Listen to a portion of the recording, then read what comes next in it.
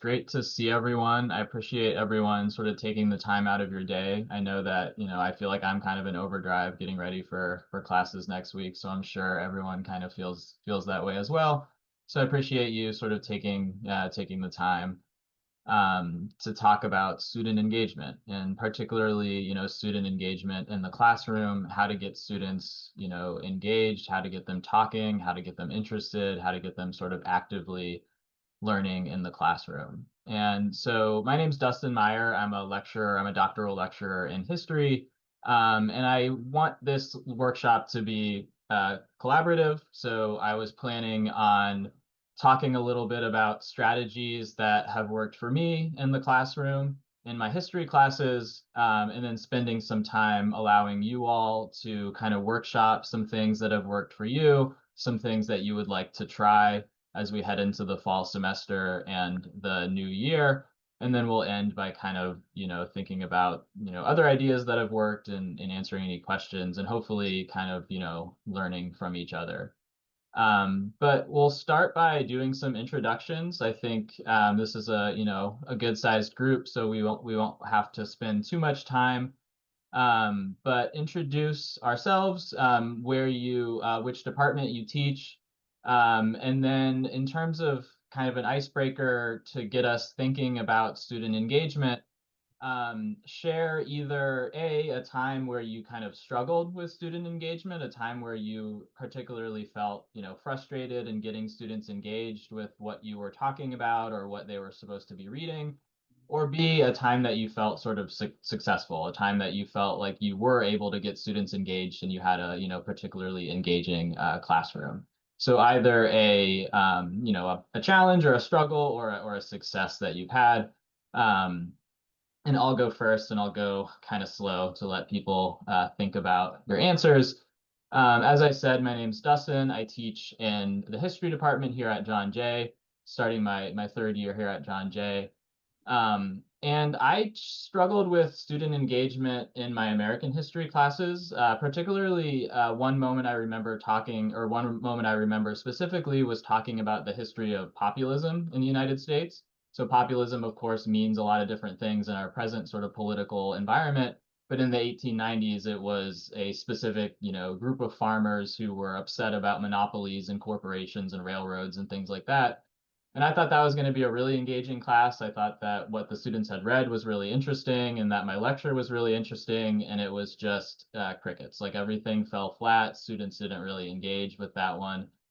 And so the next, that was, a challenging moment that I had. The next time I taught that class, I made sure to kind of make it relevant to students' lives. So I asked, for students to think about their experiences in the urban environment, right? A lot of most of our students don't really know what the challenges that farmers face in the 21st century, let alone in the 1890s. So I had them kind of think about, where you find your food, how you make your money, questions about the urban environment, and then kind of relaying that to, well, what do you think are the challenges facing farmers? How do you think farmers felt about these corporations, taking business from them and things like that? So I was able to kind of make things relevant, and that was like a little bit more sort of engaging classroom.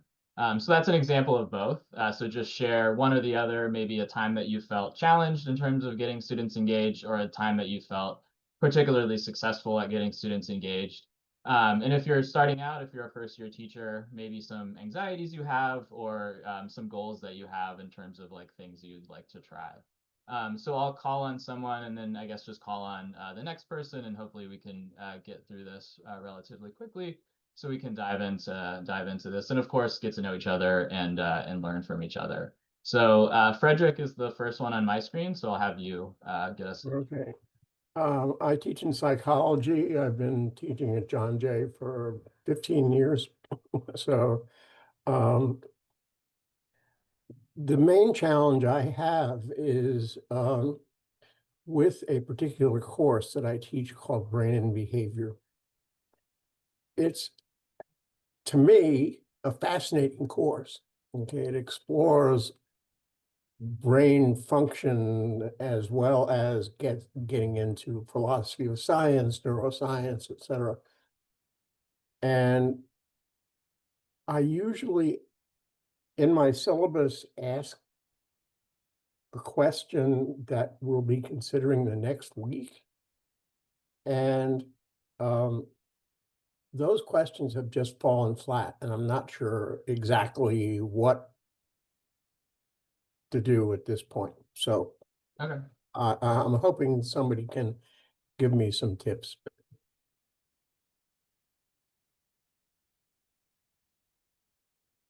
Great. So I'll just pass it. I'll just go through everyone. So Jonathan, you're next on my list. Okay, thanks. I'm Jonathan Epstein. I'm also in the history department. I've been teaching at John Jay since around 2006. One very successful in-class assignment I had, I don't remember whose original idea it was, so I can't give them credit, but bring in a primary source document, have the students read it and answer a question, and then discuss their answers with the other people in their row. And then we talked about it in class, and that goes very well. I think the students are engaged for that. Good. Yeah, that's one of the things I'll talk a little bit at length. And I think that's useful for us in history because we can use primary sources. It's a big thing of like what we do. And hopefully what I'm going to talk about is like something that other people in psychology and other disciplines can use. So Kendra? Hi, everyone. I'm also from the psychology department. I teach in the master's programs in forensic psychology and forensic mental health counseling. I think sort of a general challenge for me that I've been trying to think more about is the balance within each class period. So I generally try to bring in something experiential, whether that's a role play or I don't know, maybe a video or a case example. But lecture still feels so important to me for those foundations. And so I'm always kind of challenged to think, okay, how much lecture is truly necessary at the expense of how much experiential learning and so forth. So not specific, but it's a general thing I'm thinking about. Yeah, I think that's another kind of one of my main points is like lecture has utility and it has, a lot of value to it, but it works well when you kind of pair it with other activities. Okay, Mindy, have you next on my list? There you go, unmuted. So I've been teaching in the psychology department for 25 years now. And when I think about some of the best experiences that I had with my students, I used to take them on class trips. And so, and the class trips were sort of optional. Not everybody could arrange their schedule to make it work. But I took them to mental health court, the IDV, the Integrated Domestic Violence Court. I took them to Avenel, the Adult Diagnostic Treatment Center, and the Red Hook Court. That's the most amazing court you could ever go to. Now, so I haven't done that in about 10 years, in part due to difficulties with student schedules. And since I went I went synchronous once we hit COVID and haven't left that. Um, so I can't do the trips, but I do a lot of breakout rooms. And I used to do breakout rooms a little bit in person, but I find that the value of the breakout rooms is these students who aren't around other students get to meet one another. And I do at least 3-4 breakout rooms throughout the semester to keep them more engaged. On the other hand, the one big negative has been for a number of years when I was doing Zoom classes, CUNY was not allowing us to require the video, the live on camera. Mhm. And that really has made a difference in engagement. Starting, I can't remember whether it was last semester or the semester before, there was a CUNY change in policy. And now I require them to be live on camera. And I'm teaching them how to blur their background, just as I've blurred my background, Yeah. so that there's a little bit more privacy and we can be more sensitive to what's going around. Yeah. And it sounds like moving from like in person where you had these awesome like experiential experiences to more like making that work in the online setting is like is challenging, but also like there's probably some solutions there. Yeah, Uh, thank you. yeah, great. Aishel, you're next on my screen. Hi, everybody. I'm Ishel Hargrave Tillery. I'm in Africana Studies. I've been here since 2020. So I teach a few courses, and so depending on which course it is, I'll focus on my research methods course. A lot of times, research methods students come and they're like, "Oh my God, this syllabus looks like a Bible verse." You know, I mean, it's long, it's a lot of reading, a lot of activity, and so they're overwhelmed at first. And that first week, um, I lose quite a few, but it's a mandatory course. So they end up having to take me anyway. But um, they just might not be ready for it. But as the semester goes on, because I like to do a lot of activities, like hands-on activities, even if we're talking about literature reviews, let's do a literature review exercise in a class, right? After the lecture. So it's a lot.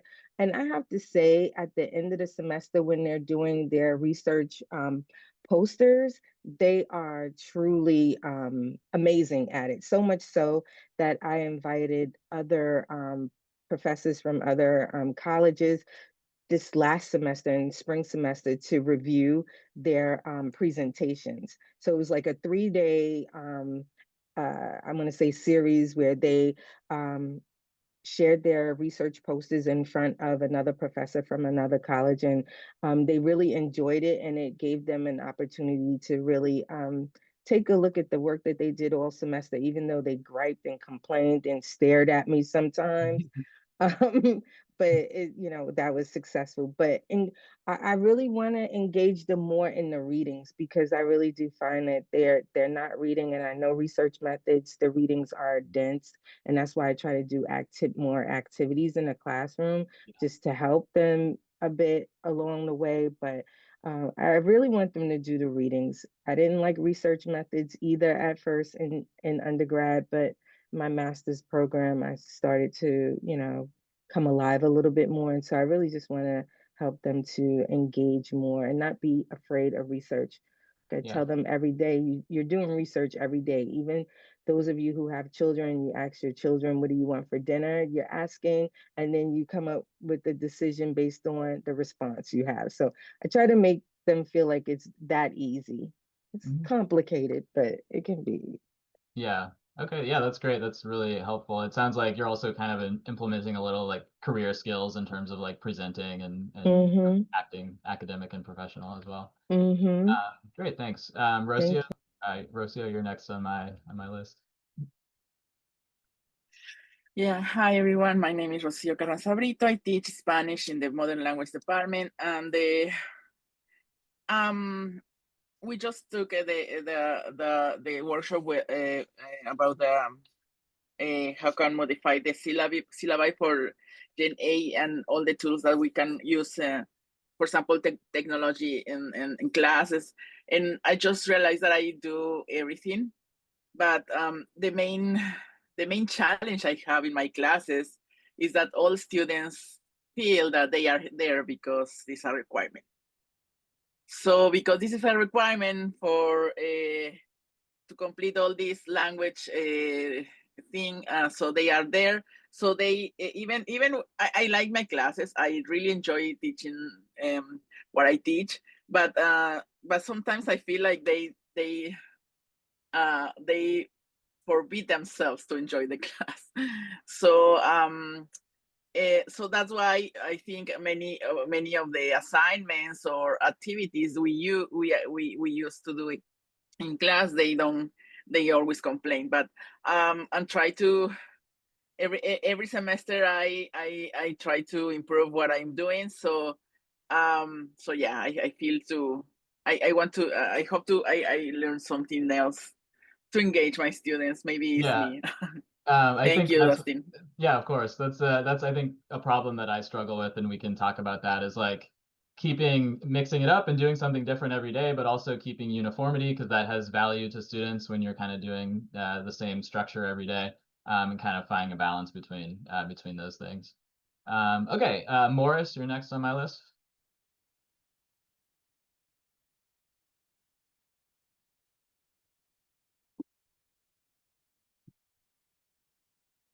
Okay. I think I am finally unmuted.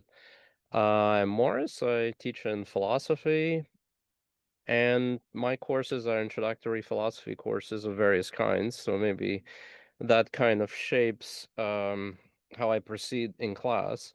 And so I try to lecture as little as possible, but really move by way of question and answer. And I try to have students raise the initial questions rather than me bring in those questions and work from that. So I assign a reading, not a very long one, and then everyone is supposed to come to class with a question with which they're supposed to start the class. About the reading, something they find puzzling, something they find interesting, something they find obviously true or obviously false. And it works because there are a few people that raise those questions and we can work from those. And it fails because there are only a few people that do it. But nevertheless, those few people are sufficient to get the ball rolling, and with my participation to even continue that ball rolling. Good. But again, perhaps because philosophy is slightly less technical of a field, and so I'm not, and these are introductory courses, so I'm not as concerned with introducing the methodology or the, yeah, on its Yeah, own. absolutely. And I've found that kind of like leading by questioning is definitely a skill set that as an instructor is something you have to kind of work at, but it can be really effective once once you get good at it. Okay, next on my screen is Tomasita.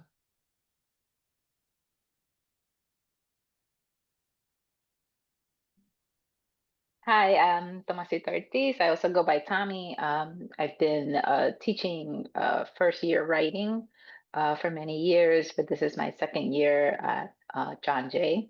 Um, and I love these group of students.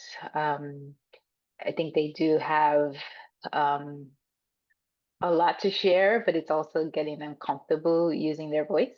And so they might be very quiet at the beginning because, it's also new, and my course is also required. And oftentimes there's so much anxiety with, beginning college. So, you have that. But one of the things I've found effective in getting students to participate and also show their understanding of material is to get them to articulate in a multimodal format what they've learned. So if they've been given something orally, that they themselves in the moment try to come up with a visual that depicts their understanding, or something that maybe makes them act out what they've just learned, something like that. So that's just one thing to share to keep it brief. Yeah, and I think just addressing different learning styles is, of course, always important. Okay, so a couple more. Ashley. Hello. Excuse me for having my camera off, by the way. But my name is Ashley. I teach in the English department. Hi, Tommy. I teach digital video production, and I've been teaching a class called Self Media and Society, which is basically a media literacy class.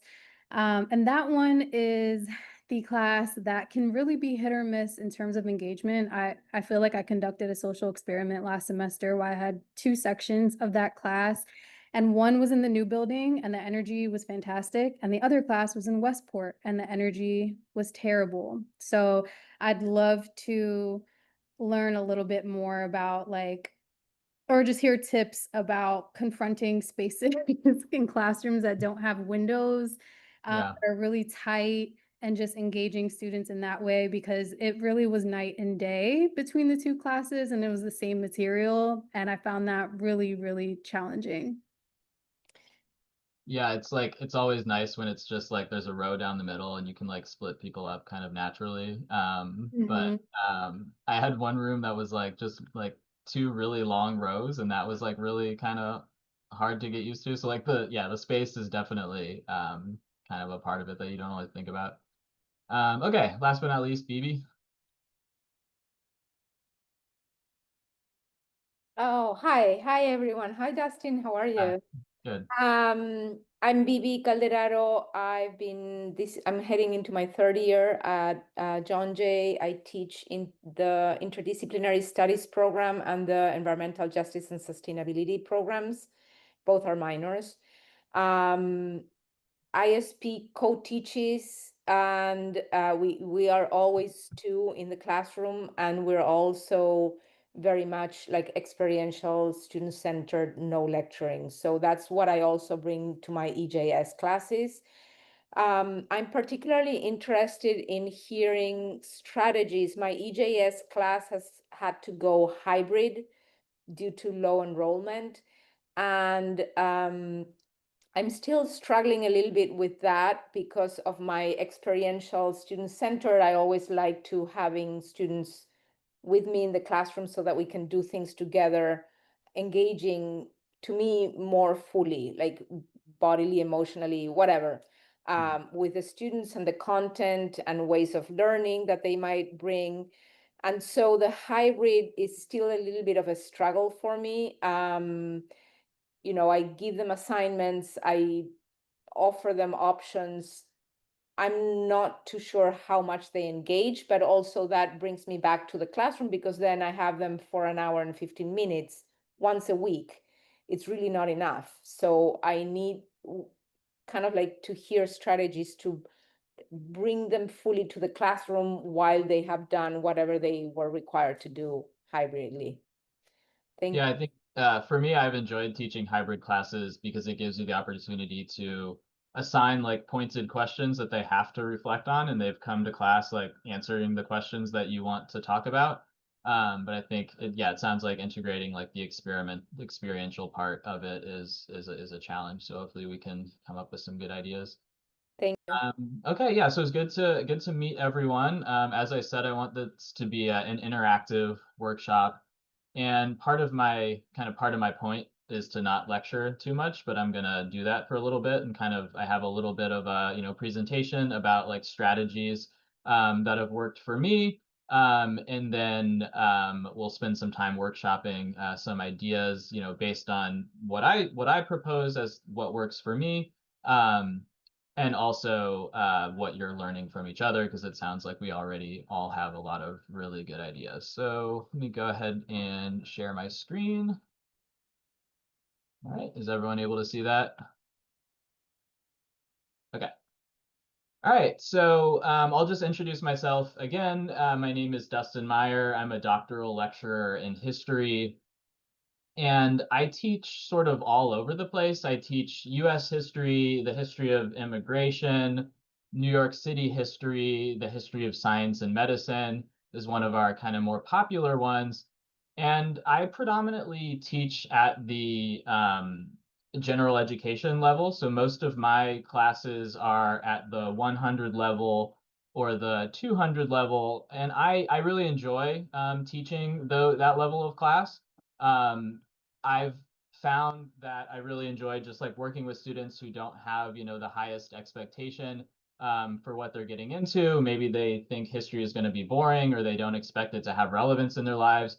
So I really enjoy kind of that element of teaching general education classes.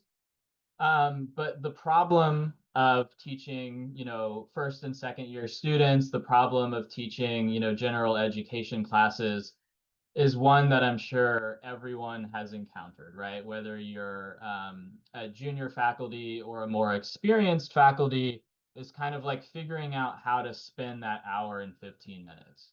And so for me, especially in general education classes, students often lack the skill set for sort of a traditional Socratic style discussion, a discussion where students are expected to respond to questions, come up with questions of their own, engage with their students' comments and things like that. A lot of times you get crickets and you get students reluctant to speak up. A lot of times you get people, one or two people, who kind of monopolize, the conversation. And this is for a number of reasons. I think a lot of times students just didn't really learn how to do that in high school. They don't have sort of that skill set to engage in classroom discussion. Of course, we want them to leave college being able to do that, but they might not have that skill set at first. A lot of students are, maybe just socially kind of shy, and we of course want them to get over that and kind of become able to speak up a little bit more. Um, and a lot of people are, this generation specifically has spent a lot of time online, maybe don't have that kind of muscle group of sort of how to discuss in class, right? So for whatever reason, that's the reality of trying to do discussion, especially with beginning college students. But the alternative isn't that much better, right? So the alternative, lecturing for 75 minutes for an hour and 15 minutes, as we all know, can kind of not always ensure engagement. Some students are very active listeners. They really enjoy taking notes. They enjoy listening to lectures, but not all students, right? And so when you lecture for the entire class period, it's not uncommon for students to become sort of completely disengaged. So for me, like, both sides of these solutions to the problem have their flaws. And so the solution that I've come up with in my class is to really just mix it up every day. So every day I'll do a mixture of different activities, lectures, different types of activities, different types of discussion activities. Kind of as I was talking about earlier, trying to do something different every day so students don't get necessarily bored, but also trying to keep some level of uniformity, so students can kind of learn from the uniformity and have the expectation they have for the day, right? So I don't always do all of these different activities, but every sort of hour and 15-minute class period for me includes a mixture of these different types of activities. And these are by no means like the only things you can do. These are things that work for me. And so I'd love to hear, any ideas that also work for you. So I usually do like a turn and discuss activity, a very sort of low stakes turn and discuss with your partner any sort of question that I want to kind of start out the day or to get students thinking about like higher level concepts. Usually start the day with that and then do a little bit of lecture, like 20, 30 minutes at most, to try to keep attention, keep different attention spans satisfied. I'll do some small group work, discussing readings, discussing what we talk about in lecture. Maybe I'll go back to lecture. I'll do a primary source activity where I sort of print out a primary source, a primary historical document that students all read together, annotate on, comment on, and then discuss. And then I might do another lecture, and then I always have some sort of like wrap-up activity. And again, this is a lot. I wouldn't do all of this sort of every day. Some days are a little bit more ambitious than others, but I try to mix up a good mix of, lecture, discussion, turn and talk, all these different kind of activities. So my sort of rationale, sort of the theory behind doing this beyond, beyond kind of just keeping students engaged, is to address the diversity of how students learn, right? So addressing both active learning and passive learning. We of course want students to engage in active learning, more. That's where you develop those sort of critical thinking skills that we want students to graduate college from. But there is a lot to be gained from passively listening to a lecture, reading something, watching a video, things like that. For students who are maybe struggling with that sort of active learning, with that discussion, question asking, it's a way to kind of fall back to passive learning. So kind of put yourself out there a little bit and then fall back to something that's a little bit more comfortable. It's a good way to mix students learning from each other as well as learning from, the instructor. So a good mix of student-centered and teacher-centered learning, both of which, of course, have value to them. It's also a way to address, different learning styles. Of course, some students learn better by talking to each other, by listening to each other. Some students learn better by watching a video or watching a lecture, listening to music, moving around, having that sort of social aspect. But different activities throughout the hour and 15 minutes is a good way to kind of address that diversity of like how people learn. And then finally, people have, different attention spans, right? And we can, blame that on smartphones or whatever. But regardless of, why, some people are able to hold their attention span a little bit longer. Some people are able to listen to an hour and 15-minute lecture. Some people are able to read for 2 hours. Other people maybe need to break that up a little bit. And going from one activity to the next is kind of a way to do that. So that's the rationale. I always have, at least 3, 4, 5 different activities that we're doing in class. But that's not something that you can sort of just easily throw together, right? It's very easy for that to fall flat and to not bolster this level of student engagement if students don't really understand what these things all have in common. So if students are bouncing from a primary source activity to a lecture about something else, to a discussion about something else, it's kind of one of those things where like you learn a lot of different things, but in so doing, you didn't really learn anything. And so if if someone asks you like, what did you learn today? It's like, I learned like 8 different things, so I don't really remember like the, unified thing that I learned. So when you do different tactics and strategies, you have to really kind of keep a common through line. So anytime I'm doing this, I always have one sort of common central question that we're going to be answering, trying to address common themes, common topics, or common questions throughout the day. So every day I have a roadmap. This is one of those things where I have sort of that level of uniformity.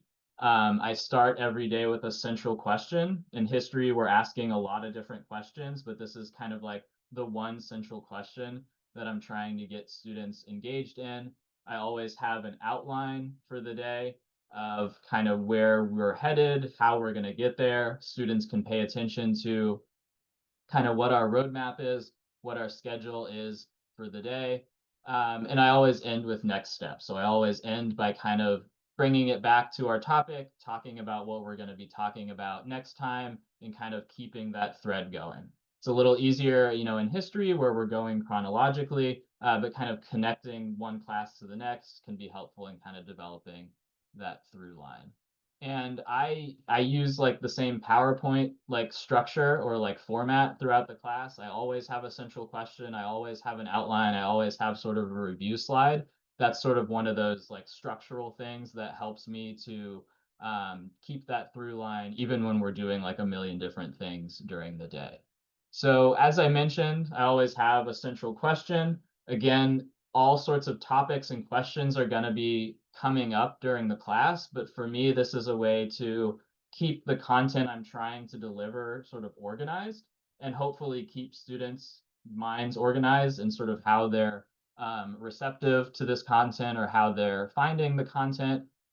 The central question is sometimes content oriented, content centered. And so in history, a lot of times it's like what happened that led to something else happening? What's sort of the cause and effect? What exactly, is the story? So I have a lot of examples throughout my presentation. When I teach the history of the environmental movement in the 1970s, the central question is, what exactly happened in the late 1960s that led to the first Earth Day in the 1970s? And so we're talking about that sort of specific historical moment of the 1960s, what happened politically, what happened environmentally, that led to environmental legislation being passed in the 1970s and the first Earth Day in 1970.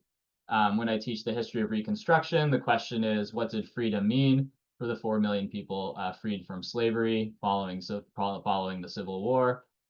So content-centered questions. These questions can also be thematic. So in my history of science and medicine class, I'll teach the history of the Tuskegee syphilis study, and the question is a little bit more generic. How have people's racial identities historically impacted their relationship with the medical system? So they're thinking a little bit bigger in those classes, but they have sort of this central question that's driving everything that they do. So every day has a central question. Every day has a class outline. This is maybe a little bit kind of an extreme example of, how I would go about doing this. But I show, at least 4, 5, 6 bullet points of like, this is going to be our schedule for the day. This is the outline for my sort of class period on the history of germ theory and the history of science and medicine. So germ theory is the sort of theory that, disease is caused by, microorganisms as opposed to, miasma and bad air and, an attack from the heavens and things like that, that kind of came about in the late 1800s. And so in that class, I would start with a discussion. I would start with the turn and discuss, kind of review how people have understood disease to this point in our class.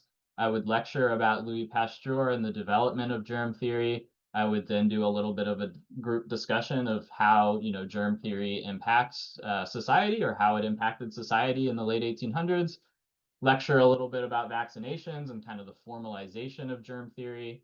Do a primary source activity where I'm having students read a manual written for housewives. So how do, middle-class women sort of use germ theory and trying to keep their kids' rooms clean or keep their kitchen clean in the late 1800s and early 1900s. I'll lecture a little bit about immigration, talk about how, germs and disease is being weaponized toward like nativist ideas, and then end with like final thoughts. And again, this is like a big, big ambitious day. This would be one of those days where maybe we don't get to everything, but I'm bouncing back in between like activities and lectures and doing like a variety of different things without losing that central thread, right? Without losing that sort of question of how people came to understand diseases in the late 1800s. And so, as I mentioned before, I almost always do some sort of turn and discuss activity. So this is, I think especially for people who are starting out in teaching, like this is a good way to just get students engaged from the beginning of the class period. A very low stakes activity that maybe doesn't necessarily lead to kind of the high level questions and thinking that you want them to get out of the class, but an opportunity to do a couple of different things, right? So it's an opportunity to just review. So hopefully students remember like 1 or 2 things that we've, learned about that specific topic to this day. So in that class on the history of germ theory, I would say to this point in our class, how did people understand disease? And people will talk about, people turn and talk. They'll talk about like religion. They'll talk about the theory of miasma. They'll talk about all these different things that we've talked about, in the medieval world and the early modern period and things like that.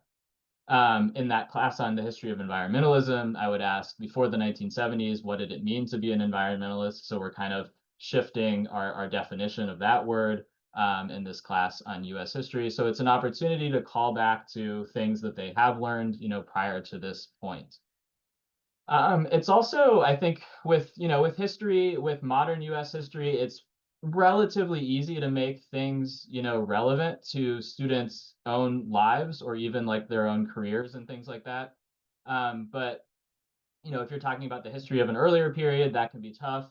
If you're talking about if you're in other disciplines like anthropology or art history or something like that, it's always a challenge to show like relevance to kind of like why this matters to students.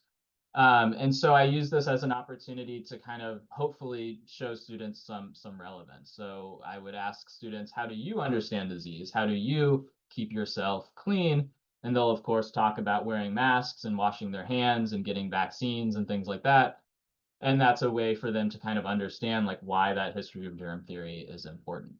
In that class on the history of the Tuskegee syphilis study, I would say, do you trust the healthcare system? Do you know anyone who doesn't? And we're going to talk about like this specific instance of a population that doesn't, you know, because of this history.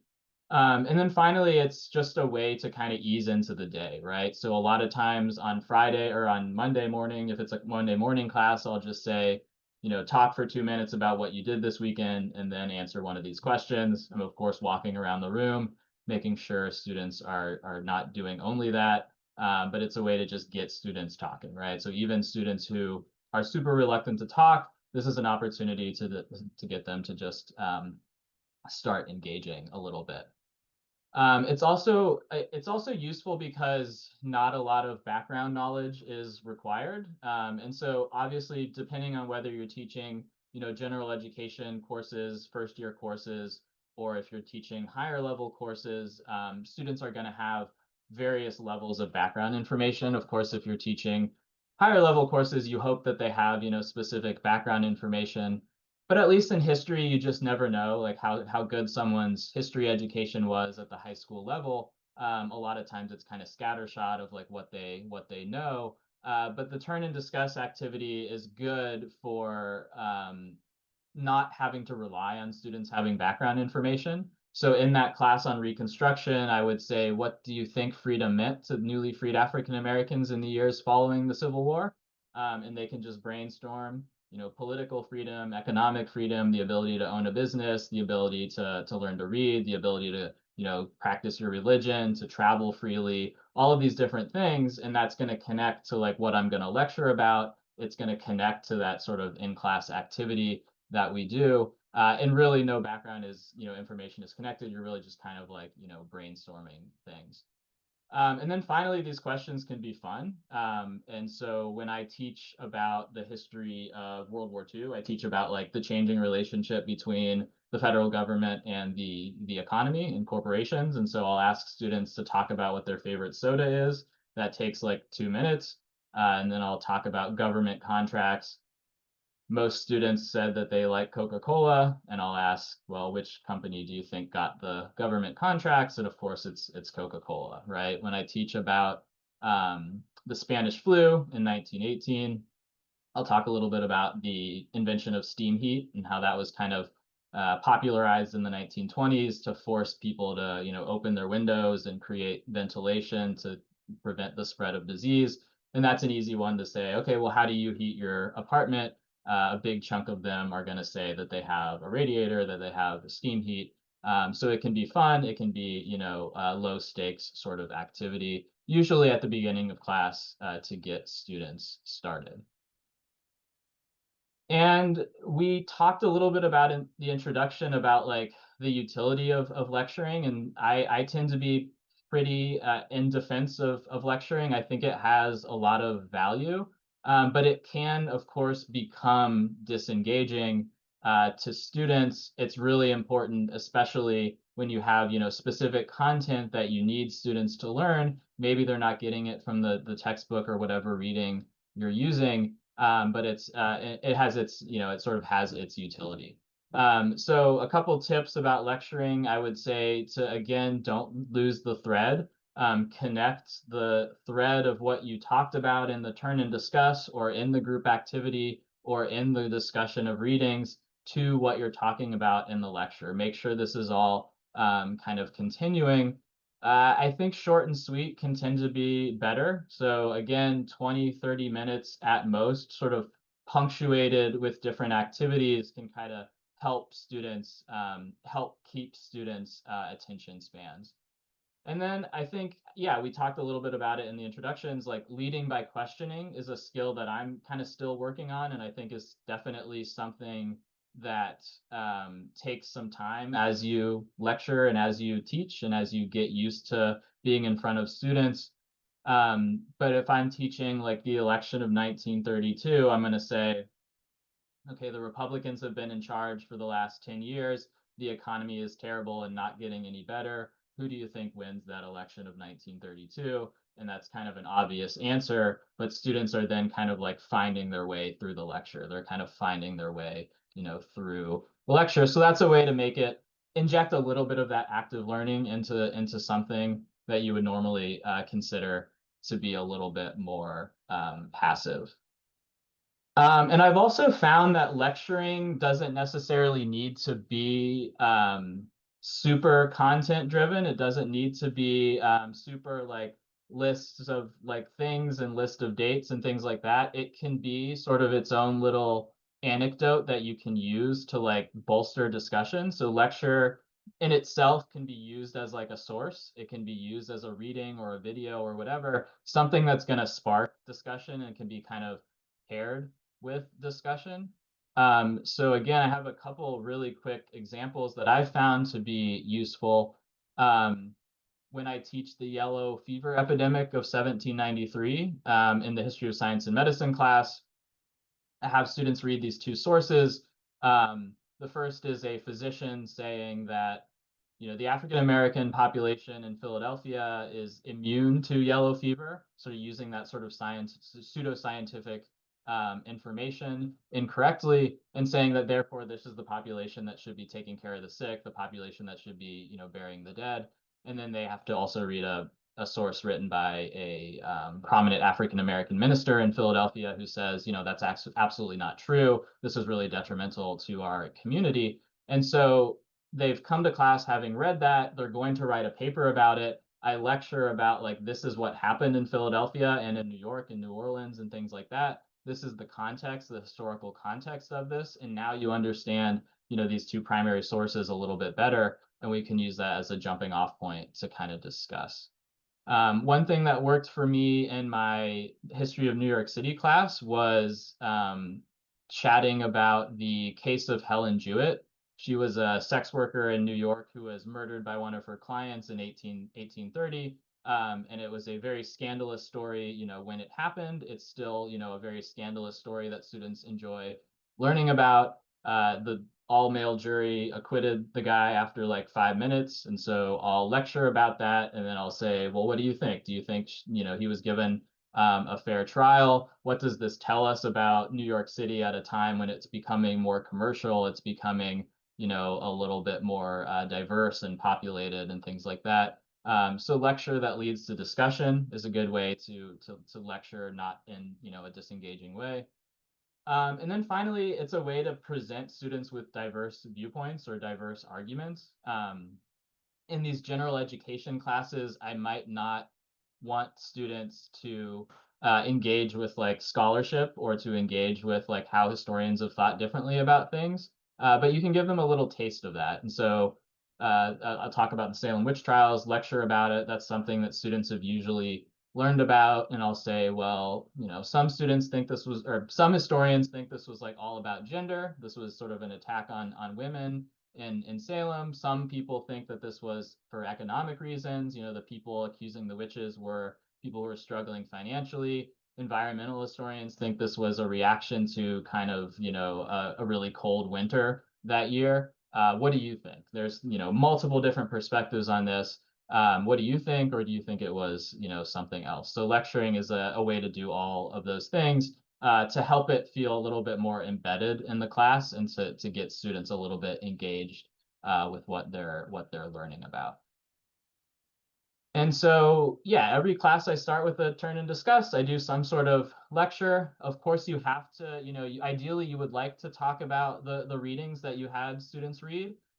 It's always going to be a problem that maybe students don't read, maybe only like half of the class, you know, did the reading.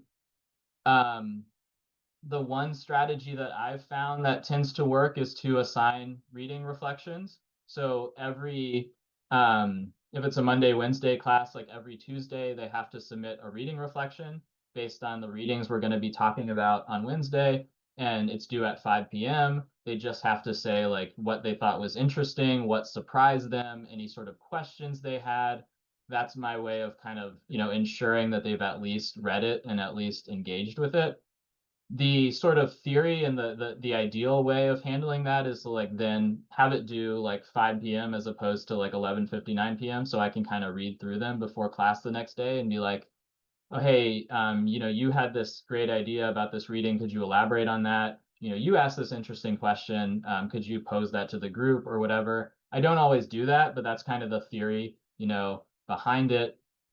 I've also found that like rather than that big group discussion, it's best to like start from small groups or to start in pairs and then transition to the larger group. So I'll have a set of questions I want students to answer about the reading, very specific questions, like specific sort of objective questions that are like easy to answer, and then, you know, subtly more difficult questions to get students thinking at higher levels, but to like again like ease them into it, and then have students answer these questions in their groups, and then ask the totality of the room, have students kind of like talk about what they came up with in their class.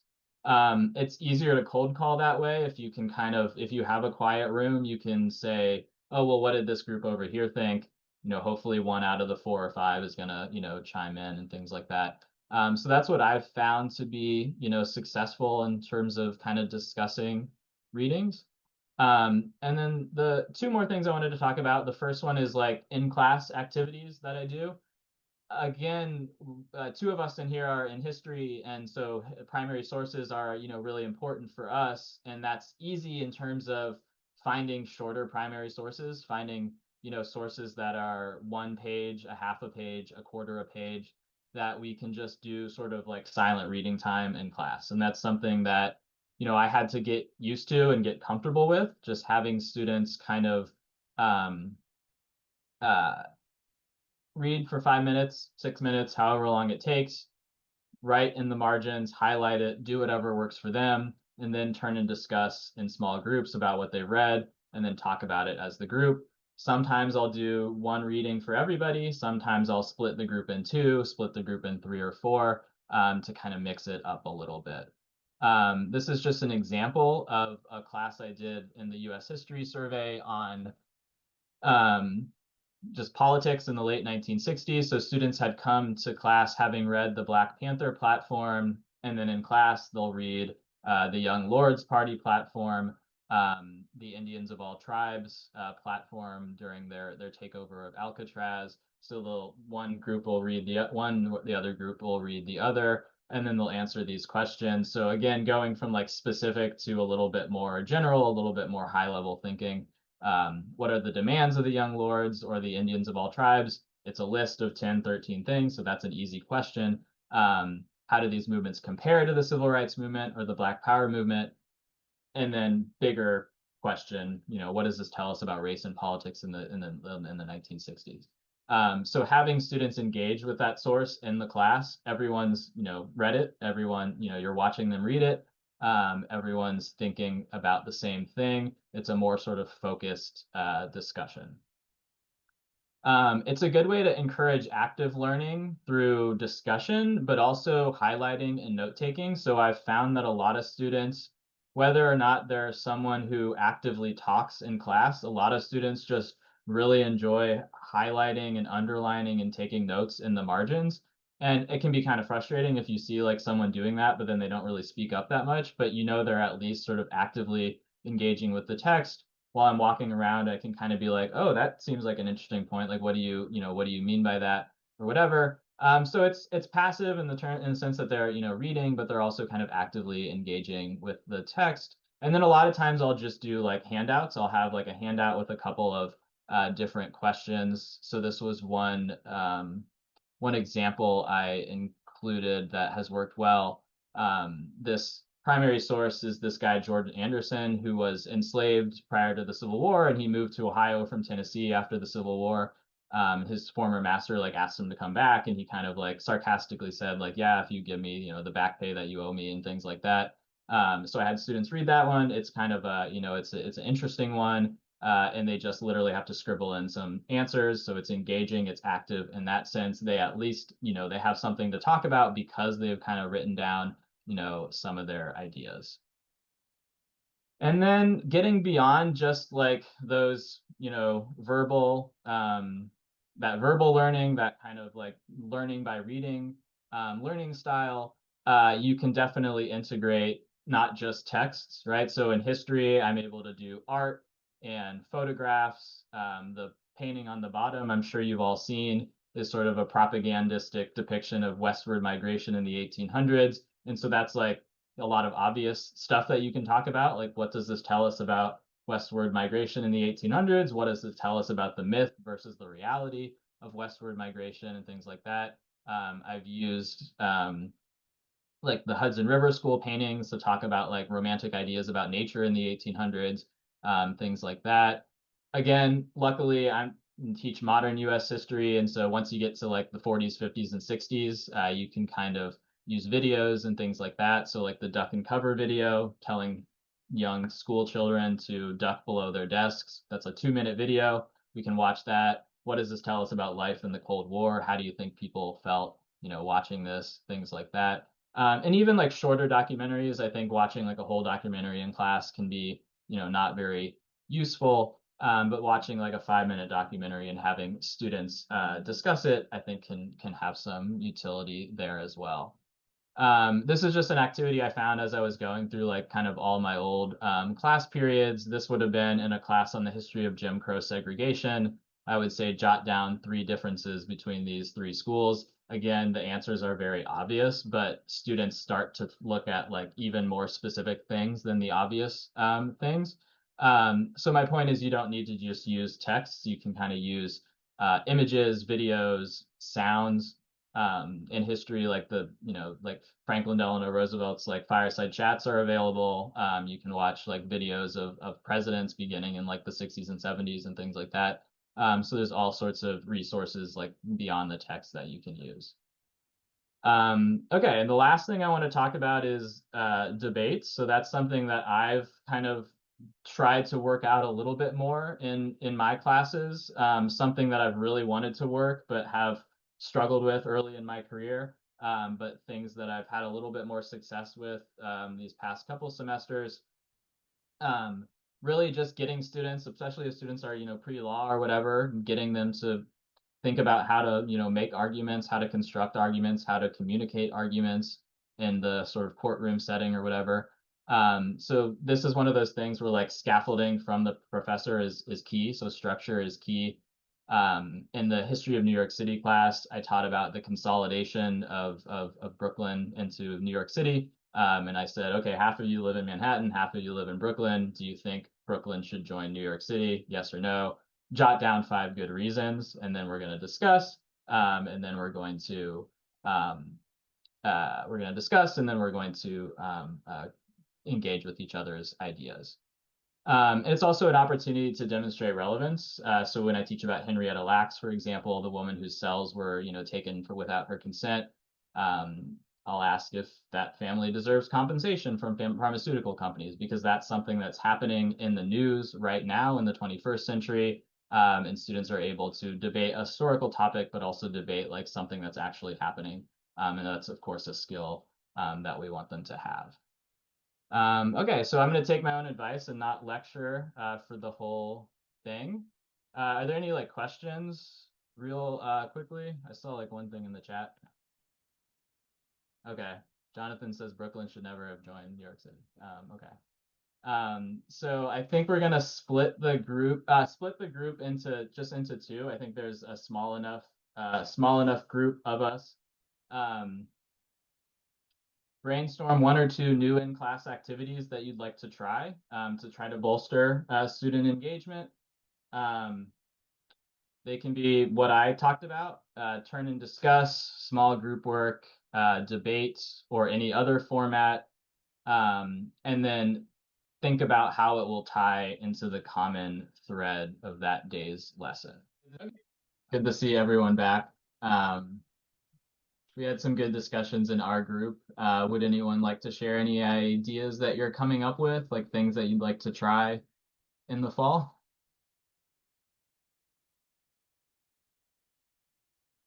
Yeah, Jonathan.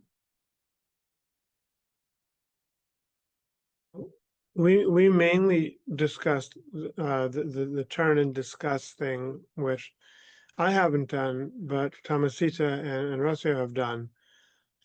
So we kind of talked about the modalities of that. That's what we got. Yeah, I think it's, it's very simple. There's not a lot, behind it, but it's a good way to get students talking. It's a good way to get students, from like low level discussion, hopefully working your way up to like, higher level questions. Mm.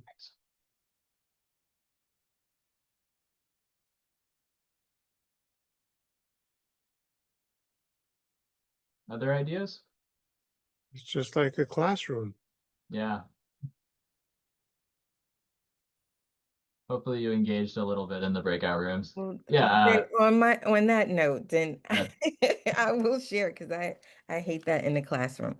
Um, if it's okay with my group. Mm, Morris and BB. So we talked about Morris talked about recaps and how recaps can be implemented either at the end or beginning. Um, even to get students to help decide like what do we talk about next in a recap. So I thought that was really interesting. I don't get a chance to do recaps enough, and I think I will start implementing that, especially in my research course, because there's a lot of information being thrown at them and a lot of questions come up, and I think this will give them an opportunity to really reflect on what was discussed and how they took meaning um, from the lecture or the activity, whatever took place. So I think recaps were really helpful. And then I also shared that in one of my other classes, the students write in journals for 10 weeks about their community. It helps them build and shape their community-based approaches to justice project. But I also started thinking maybe I should use a journal entry for the research class as well, because they can also begin to write about how the lecture or the content, information, whatever the case may be, terminology, could be utilized in their final project. But then towards the end, we were talking about the journal entries because it became very expensive for me to purchase because I designed them myself, the journal entries, and I started giving them out and I didn't have students purchase them. But then it became costly, and then Brightspace came along with this journal submission. So I've been using that. But at the tail end, we were talking about AI, and I said, you know what, maybe I need to go back to the writing because yeah. even though I noticed no one was utilizing AI last semester, but then again, just to get them back into writing and putting their thoughts on paper, maybe I Yeah. might just go back to that. Yeah. Yeah. With regards to like an end cap on the class, like I think like in K-12 they call it like an exit ticket, like you have to do it to get out of the class, and like that can be good for like catching like comprehension, but also just like write for a minute or two about something that you learned, like what do you think is the significance of this, so on and so forth, as a good way to kind of just like wrap things up and then not just end with like a lecture. And then yeah, I was just thinking like when you were talking about like researching, like that's probably like a big part of researching is like seeing connections between different sources and different things you're reading. And so it seems like that journal might be a good skill for students to like think about things they're maybe seeing subconsciously, but not quite outright. Yeah. Any other? I had a couple more slides just to wrap up. Did anyone want to share any other like ideas we are talking about or thinking about?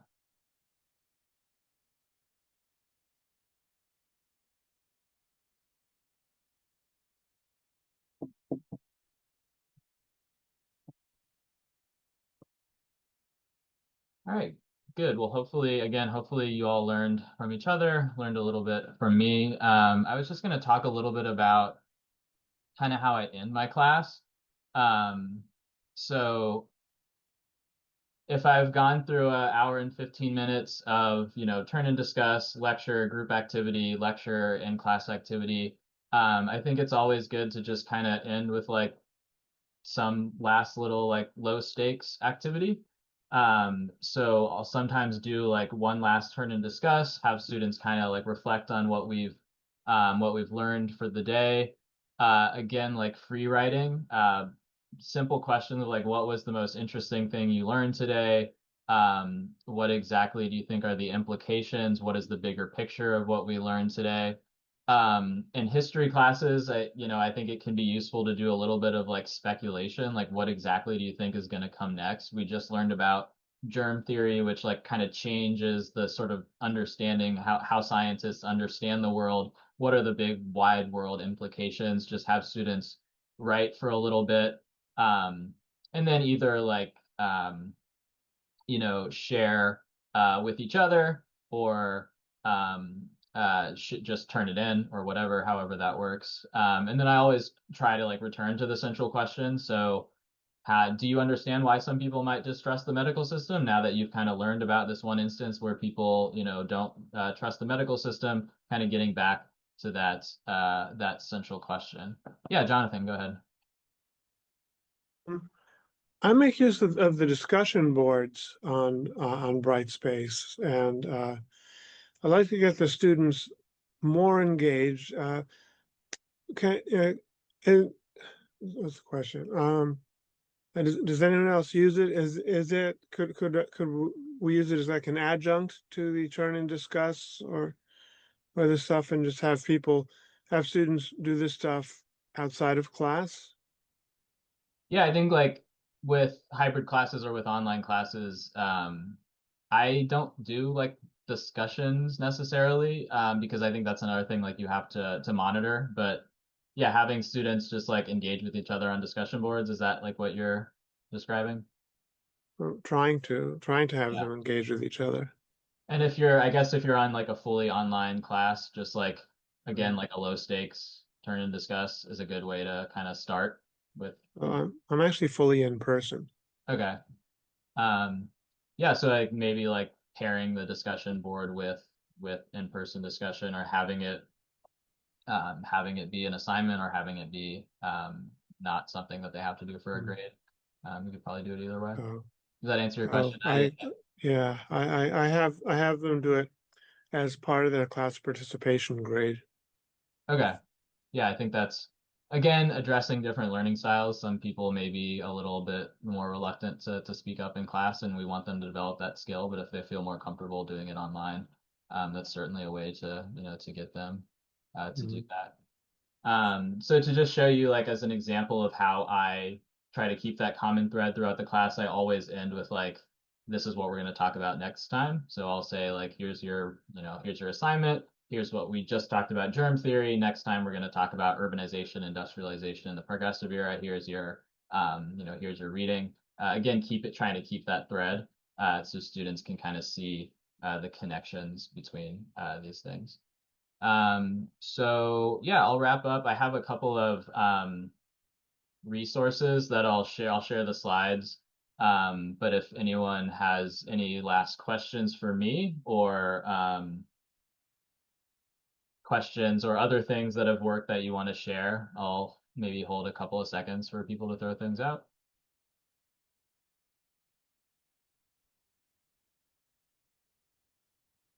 Dustin, this was great. I really, really appreciate what you've shared, and I think I've learned a lot. So thank you. Yeah, of course. Yes, so much for sharing. Yeah, Thank of course. you. Yeah. A lot of what I've shared is just based on my experience and based on what has worked for me. Yeah, I guess the slides will be shared, but these are some historians writing about these things that I found helpful, in a couple of books that we have access to through the John Jay Library, to the ebook. So if anyone wants to read up on like the theory and stuff behind that, that's available. So yeah, I can stop sharing. Yeah. Any last questions that anyone has? Yeah, I just want to ask, have you had the opposite result? I mean, over engagement, that that all your plan is like, no, I couldn't make any progress, or I couldn't go farther than the second topic or whatever. And what do you do in that cases? A lot of times I try to just let it roll a little bit and like try to not stop it when they're really active and discussing a lot. But you're right. If there is like something that you wanted to lecture about or something that they need to learn that day, um, maybe just simply say like, oh, this has been great. Like, let's do like 3 more hands, like 3 more ideas. Just kind of like put an end cap on it and say like, so and so, do you want to have the last word? Whatever. But yeah, I do tend to like, I design my classes in a way that like I build in time for like if that happens and like there's some stuff that I can like kind of cut off because yeah, I think that's a very valuable part of college that like when it happens, you want to try to take advantage of it. Yeah. Thank you, Dustin. Yeah, of course. Thank you.